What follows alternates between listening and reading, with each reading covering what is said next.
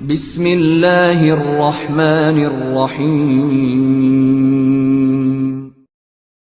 خواتین و حضرات، میں ایک طالب علم کی حیثیت سے سوال پوچھنے پہ اکتفا کرتا ہوں اور مجھے بڑا فخر محسوس ہوتا ہے، کیونکہ جاہل کو تو علم مل جاتا ہے مگر وہ جاہل جو اپنے آپ کو عالم سمجھتا ہے وہ ہمیشہ جاہل رہتا ہے۔ لہٰذا میں آج علامہ کمیل مہدی صاحب سے یہ سوال میرے دماغ میں کافی زمانے سے چل رہا ہے۔ ہمارے یہاں امام کا تصور جو ظاہراً ہے وہ پیش امام ہوتا ہے، وہ ایک سادہ سا آدمی ہوتا ہے جو خطیب ہوتا ہے، جو نماز کی ذمہ داری اٹھاتا ہے، اس کا علم بھی محدود ہوتا ہے۔ اس سے زیادہ آگے چلے جائیں تو ہمارے مکتب کے امام ہوتے ہیں، وہ احادیث کے اوپر، روایت کے اوپر، احکام کے اوپر، فقہ کے اوپر بڑا ایک خوبصورت دسترس رکھتے ہیں، اس کو ہم امام کہتے ہیں۔ مگر یہ امام اور یہ امامت مجھے سمجھ میں نہیں آتی کہ سائنس والا کیمسٹری کے حوالے سے سوال پوچھے تو اس کو جواب دیا جائے، فلکیات کے حوالے سے سوال پوچھے تو جواب دیا جائے،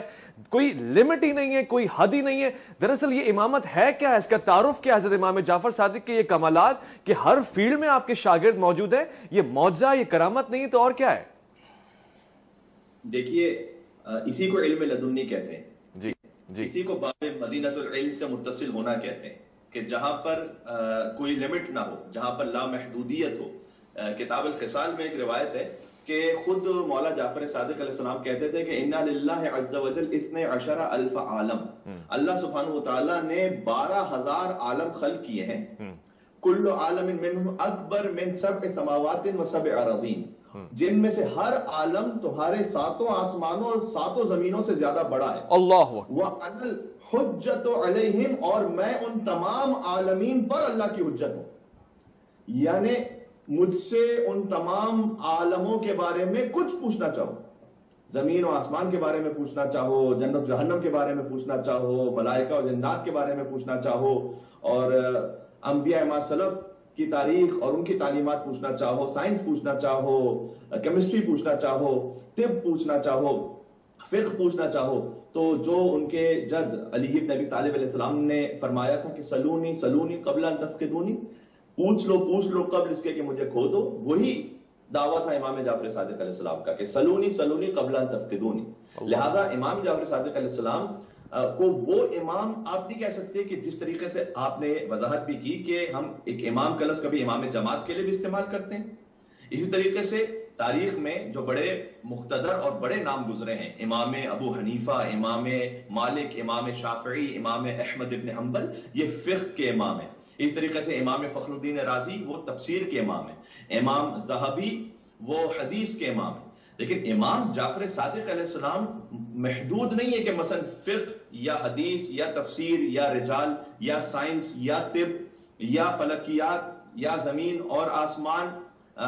جو ما قبل ہو چکا ہے اور جو کچھ آنے والا ہے، گویا امام جعفر صادق علیہ السلام کے آپ کلام کو دیکھیں گے تو اس میں سب کچھ آپ کو ملے گا، ثریا سے لے کر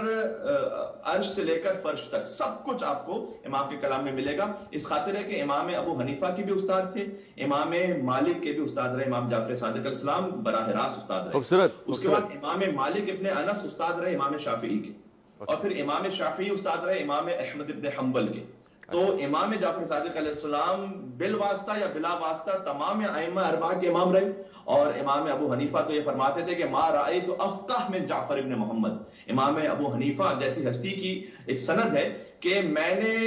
امام جعفر صادق سے بڑھ کر کسی کو فقیہ تر نہیں دیکھا، ان سے بڑھ کر کوئی فقیہ نہیں تھا۔ اس کے بعد پھر فرمایا کہ لولا سنتان لہلک النعمان، اگر میں نے جعفر صادق کی خدمت میں وہ 2 سال نہ گزارے ہوتے جو میں ان کی شاگردی میں تھا تو میں نعمان ہلاک ہو جاتا۔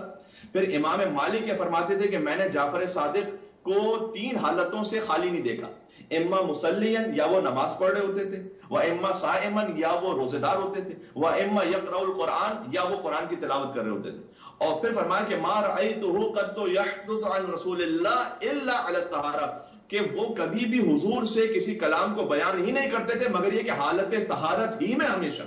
اس کلام کو بیان کرتے تھے، اس لیے کہ یطہرکم تطہیرا کے وارث اور حامل تھے۔ اور پھر کہا کہ ما رأت عین، امام مالک ابن انس نے یہ کہا ہے تہذیب و تہذیب میں، ابن حجر اسقلانی نے اسے لکھا ہے کہ کسی آنکھ نے نہیں دیکھا، نہ کسی کان نے سنا، نہ کسی دل میں خطور کیا کوئی ایسا بشر کہ جو جعفر صادق سے افضل ہو، علم میں، علما و عبادتا و ورعا، علم میں، عبادت میں، ورع میں. اس لیے کئی مرتبہ امام جعفر صادق علیہ السلام ان بزرگان کی اصلاح بھی فرمایا کرتے تھے. مثلا خود امام ابو حنیفہ ایک مرتبہ امام جعفر صادق علیہ السلام کے ساتھ کھانا کھا رہے تھے، تو کھانے کے بعد امام جعفر صادق علیہ السلام چونکہ استاد ہیں تو انہوں نے کہا کہ الحمدللہ رب العالمین، خدا کا شکر بجا لائے، اور فرمایا اللہم ھذا منک و من رسولک، کہ اے پروردگار یہ جو کھانا میں نے کھایا ہے یہ تیری جانب سے تھا، اللہم ھذا منک و من رسولک صلی اللہ علیہ وسلم، اور یہ کھانا تیرے رسول کی جانب سے تھا.